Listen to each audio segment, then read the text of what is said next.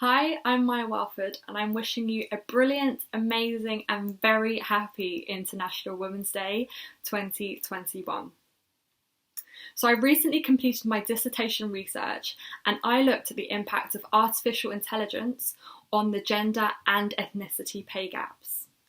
Artificial intelligence is everywhere and it's impacting all industries, and we're all kind of influenced and touched by artificial intelligence in our day-to-day lives. Therefore, it's really, really important to understand the impacts that it can be having, particularly on certain demographic groups, or the differential impacts that it could be having on particular demographic groups.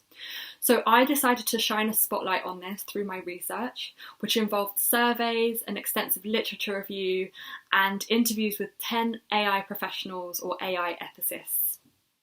And through this, I was really able to uncover and think about and consider the disproportionate impacts that AI can have on demographic groups such as women. I think it's really, really important to understand and be aware that bias within AI exists, and that we need to not believe that AI is completely fallible or logical or will always have the right outcomes for everyone.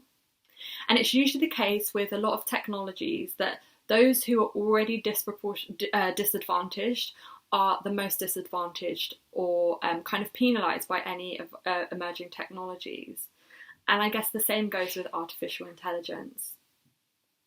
If we think about automation, certain demographic groups will be more likely to hold jobs that are more likely to be automated. And therefore, it's really important to consider these impacts of AI.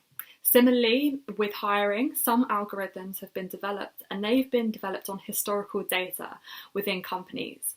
So if you think about the fact that within companies, historically white men have the highest paid or most senior roles.